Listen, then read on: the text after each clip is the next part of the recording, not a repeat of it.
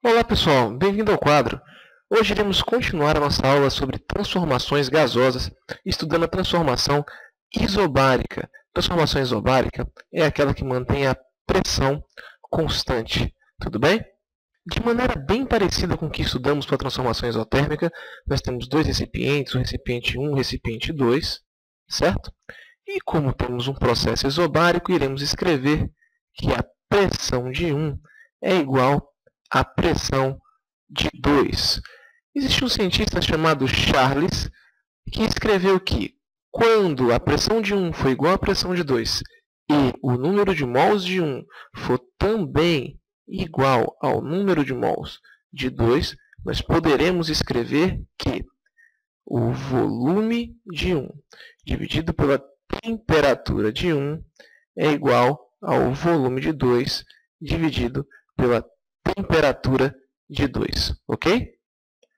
Da mesma maneira que nós fizemos para a transformação isotérmica, eu não quero que vocês esqueçam que essa relação só é válida quando o número de mols de 1 for exatamente igual ao número de mols de 2. Essa lei chamada de lei da transformação isobárica é também chamada de lei de Charles. Tá certo? Que foi o cientista que anunciou essa lei em matemática. Olha só, pessoal, existem duas maneiras para que a prova pergunte a vocês uma questão: quais são as condições para que tenhamos uma transformação isobárica, tá certo? Nós iremos escrever que a transformação isobárica acontece se tivermos um êmbolo móvel sem atrito. Muitas vezes aparece a palavrinha êmbolo móvel sem atrito ou somente êmbolo móvel, que é essa situação daqui, onde a pressão exercida sobre o sistema é constante. Outra opção é dizer que nós temos um recipiente aberto.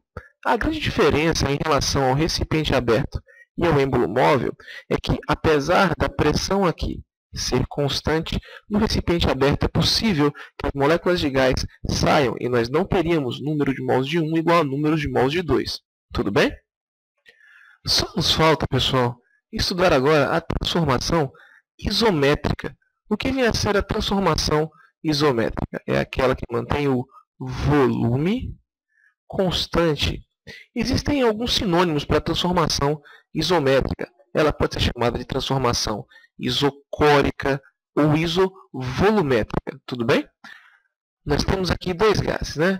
Número de mols de 1, ou o mesmo gás sofrendo a transformação e tendo aqui o número de mols de 2. Nós escreveremos que quando o volume de 1 é igual ao volume de 2, estamos tratando de uma transformação isométrica.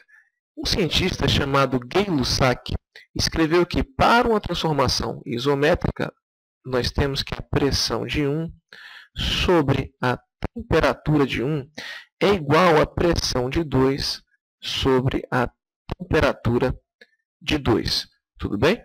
Essa relação, volto a lembrar vocês, que ela só é válida quando o número de mols de 1 é exatamente igual ao número de mols de 2. E chamaremos esta lei de Gay-Lussac, que é a lei da transformação isométrica. Tudo bem? Quando é que nós dizemos que estamos estudando uma transformação isométrica, isovolumétrica ou isocórica? Nas questões, pode acabar aparecendo que estamos tratando de um recipiente com paredes rígidas. Outra palavra que se usa bastante é de paredes indeformáveis. Tudo bem, pessoal? Então, nós conseguimos estudar três leis para um processo gasoso. A lei de Boyle, que trata de temperatura constante. A lei de Charles, que trata de pressão constante. E a lei de Gay-Lussac, que trata de volume constante. Podemos escrever que a lei de Boyle diz que se a temperatura é constante, P1V1 é igual a P2V2, que será igual a uma constante.